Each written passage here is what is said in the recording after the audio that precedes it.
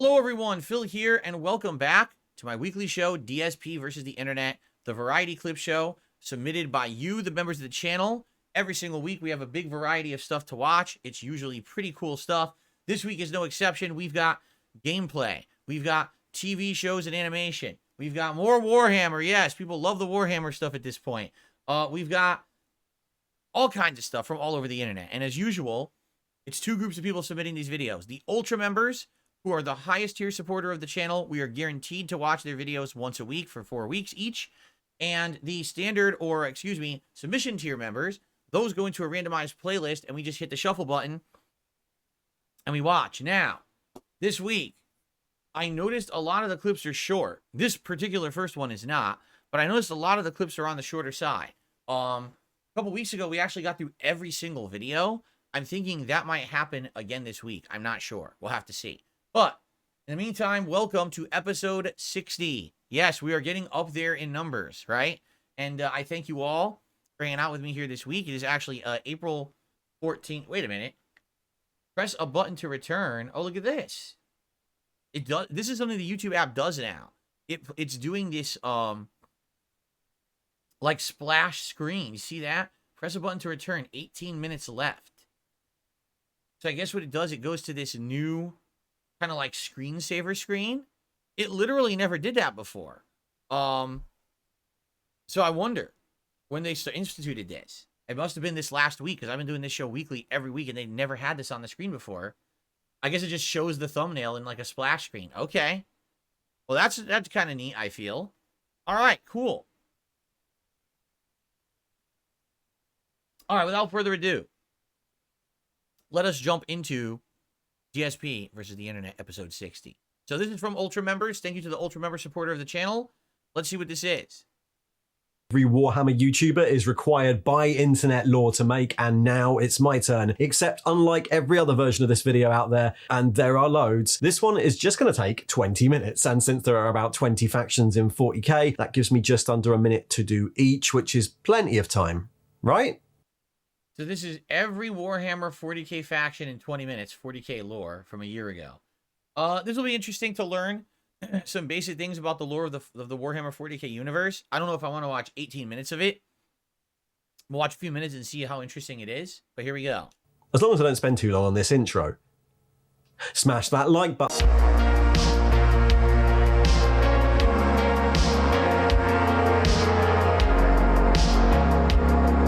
Okay, the universe of Warhammer 40k has a lot of factions. That's actually one of the main draws of the game, but you can divide them up. Is his whole room Warhammer?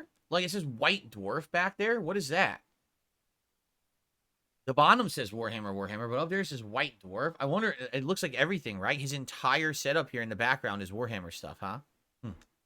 Pretty neatly into three categories. The Imperium, which is the main protagonist and human point of view faction. Chaos, who are kind of the main antagonist, and the horror faction, centered around the hellish alternate dimension that is the Warp. And finally, Xenos, the alien species who also inhabit the galaxy and usually have a difficult relationship with the previous two. The biggest presence in the galaxy, at least officially, is the Imperium, so let's start there. The Imperium is a colossal, unwieldy, bureaucratic, authoritarian empire that insists on total control over all of humanity in the name of the Emperor, the psychic demigod who founded it 10,000 years before, but who now, because of a civil war shortly after that founding, exists as a barely aware corpse strapped to a life support machine and worshipped by humanity as a god. Of course. It's not a nice place to live. Everyone's very, very clear about that. And it's so huge and unwieldy that infighting between its various internal factions for political control or territory is pretty commonplace. But the poster faction of the Imperium are the Space Marines, and they're meant to be above all that. Genetically engineered and psycho-conditioned transhuman super soldiers, the Space Marines are the elite special forces of the Imperium, each taken from their homeworlds as children, clad in powered armor and wielding the iconic bolt gun. Once long ago... So in reality, isn't that kind of what happened with, like, that became like the Brotherhood of Steel idea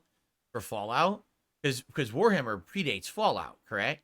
Sounds like it's the same idea, because like you look at this, like, doesn't this armor look like power armor from Fallout? Like, wait a minute, no, Warhammer 40k actually is before Fallout.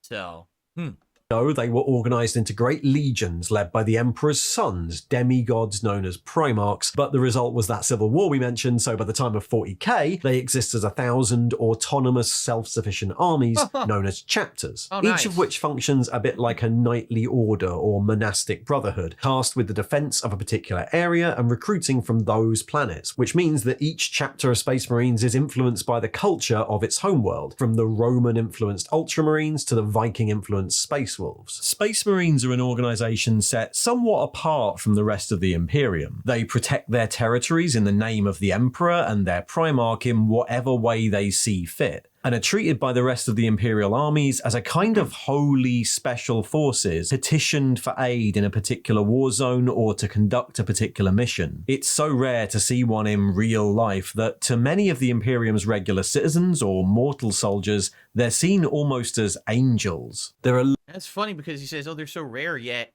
in Warhammer 40k, like there's entire games, like Space Marines was a game.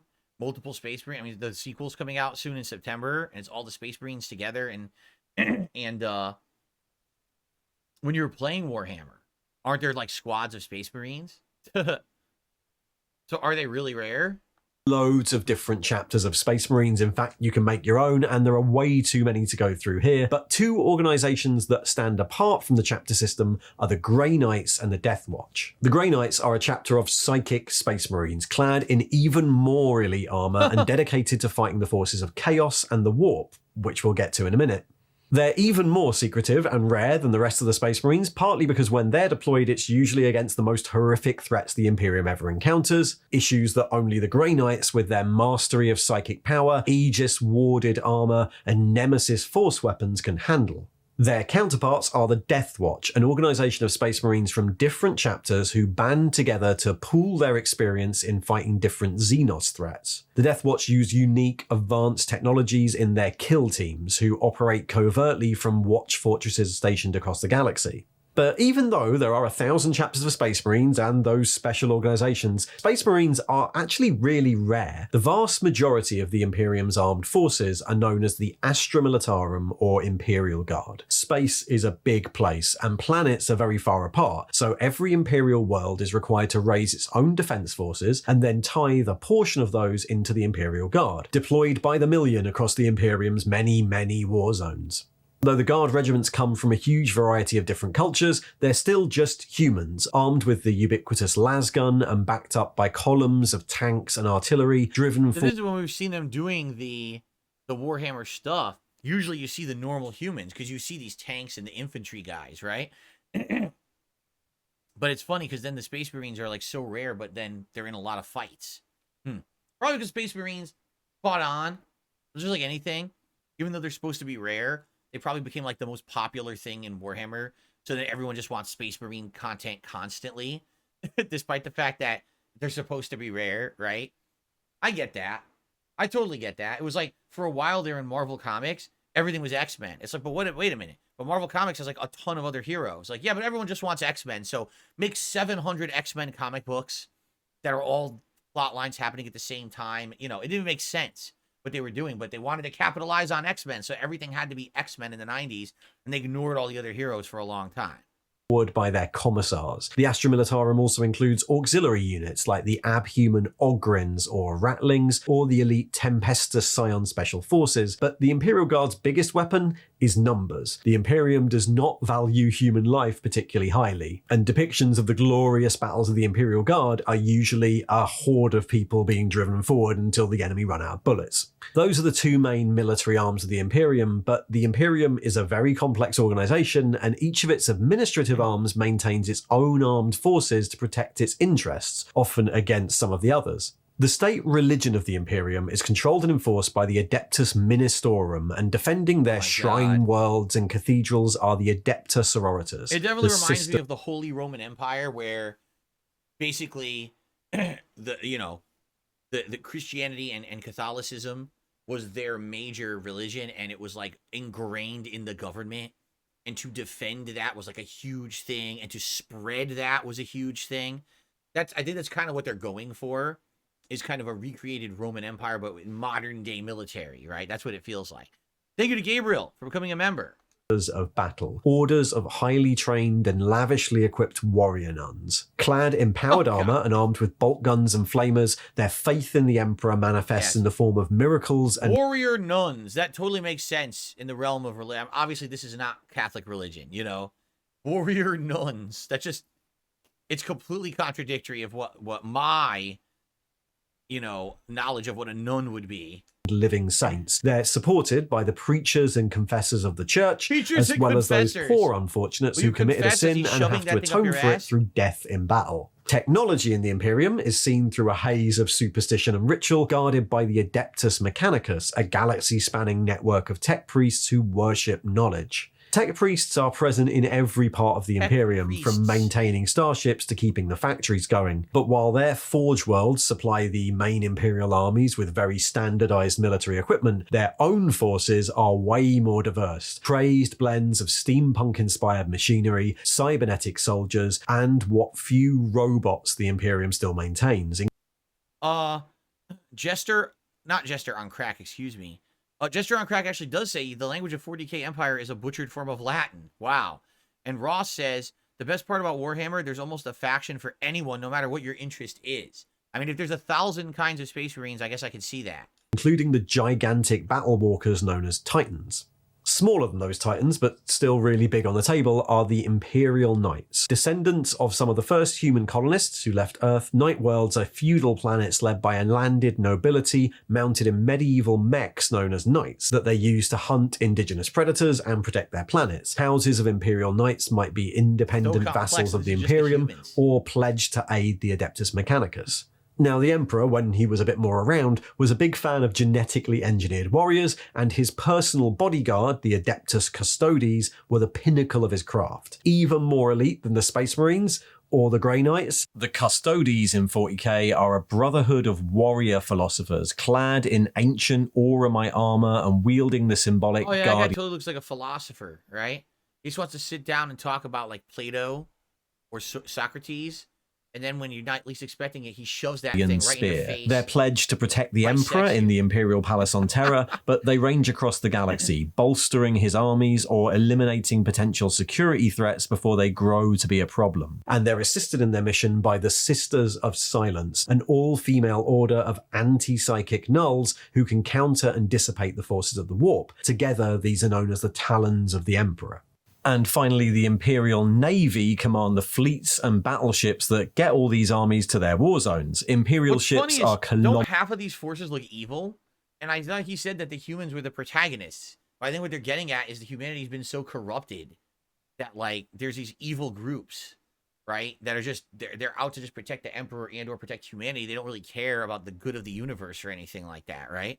Kilometers long and millennia old, barely understood leviathans from a forgotten age, and their crews live their entire lives within them, rarely setting foot on land. Each ship has a crew of thousands, from brutally treated gun crews to officers from distinguished military bloodlines, but for obvious reasons, they're rarely seen on the tabletop. The Imperium also has many smaller factions that might be included in your wider army, like the Inquisition, special agents rooting out heresy and secret threats from within, accompanied by idiosyncratic bands of skilled followers, or the assassins of the Officio Assassinorum, ancient temples each dedicated to a different art of death. The Adeptus Arbites keep the Imperium's laws and ensure that its planets are performing their duty to the Emperor, and the forces of the rogue traders are licensed explorers and privateers, commissioned to push forwards the boundaries of Imperial space. Anyway, we haven't got time for all of those. That's the main Imperial factions. Let's move on to the main antagonist of 40k, the forces of chaos.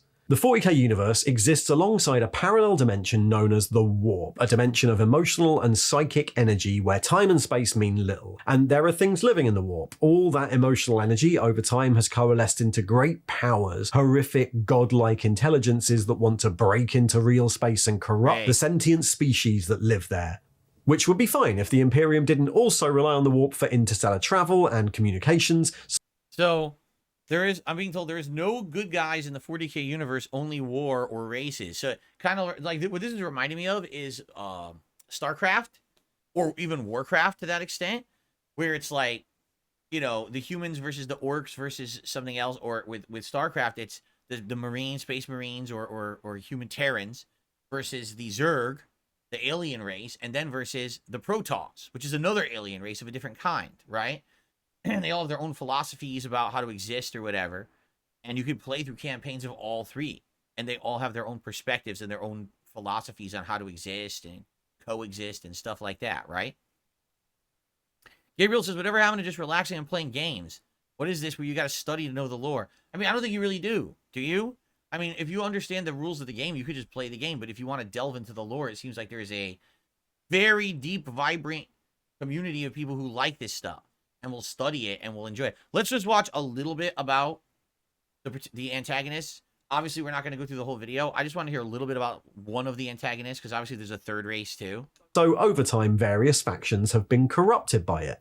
The most prominent of these are the Chaos Space Marines. Remember that great civil war we were talking about earlier? Well, these are the guys who rebelled. They might have lost their great rebellion, the Horus Heresy, 10,000 years ago, but they've been hiding out in the warp ever since, where time doesn't really mean much, growing more and more bitter and powerful over 10,000 years as more and more renegade Space Marines flock to their cause. Chaos Space Marine raiding parties are a constant threat in many parts of the galaxy, but those threats pale in comparison to the Great Black Crusades, led by Abaddon the Despoiler, where thousands of ancient heretic Astartes descend on the Imperium, armed not only with ancient patterns of Space Marine arms and armor, but also twisted demon engines that fuse forbidden science with the raw stuff of the warp itself. Like the Space Marines of the Imperium, the Chaos Space Marines can be broken down into various legions and warbands, each of which is slightly different, but there are a couple of ones that are quite unique. The Thousand Suns serve the chaos-powered Tzeentch, god of magic, and before the heresy, their mastery of the psychic arts was unmatched. But since their fall to chaos, the majority of the Legion have become nothing more than animated suits of armor enthralled to ridiculously powerful sorcerers and accompanied by twisted magical beasts. The flip side to this is the Death Guard, dedicated to Nurgle, the god of disease. Their plague marines are bloated, filth-encrusted parodies of the noble warriors they once were, trudging relentlessly forward and spreading viruses and plague wherever they go. And finally, the World Eaters worship Khorne, the manifestation of rage and anger. Khorne? Their warriors are the barely 90s? controllable berserkers, created by brutal psychosurgery, existing only to What's spill funny is blood in the... And so here's the antagonists. Creatures from an alternate dimension. Oh, wait, it's just Space Marines who rebelled and went to that alternate dimension. So it's more Space Marines. He's literally just rattling off more Space Marines. So on the human side, there's Space Marines, and then on the antagonist, there's Space Marines. Oh, okay. I got a feeling I know where this is going. name of their lord. And wherever any of the Chaos Space Marines go, a greater threat follows. Once the barriers between the worlds have been thinned, the denizens of the warp itself can break through. These Chaos demons are nightmares given form, hordes of twisted creatures dedicated to one of the four great Chaos powers, Khorne, Tzeentch, Slanesh, and Nurgle, and made in their image. They sweep in through breaches in real space, damning entire worlds to an eternity of slaughter for the amusement of the thirsting gods. Chaos, of course, can corrupt anything, and some of their more powerful scions are the Chaos Knights, the descendants of Imperial Knight houses. Wait a minute, that through the their descendants of Space Marines? lot in with the traitors millennia ago. Their Night Walkers are twisted horrors, suffused with the power of the warp. Their pilots fused into their command. What this reminds me of, now I said X-Men earlier, and that very much is true, but really what it was Wolverine. So in the 90s, it's like, so Marvel Comics has all their heroes. They had Captain America, Iron Man, the Hulk, Thor, the Avenger team, Fantastic Four,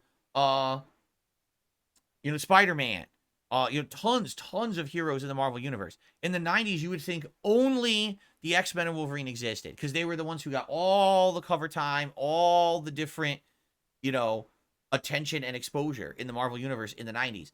So it's funny because it's like, so Warhammer, it's a rich history, really rich. By the way, Space Marines, Space Marines, Space Marines, Marine Space Marines, Marine Space Marines, Marine Space Marines, Marines.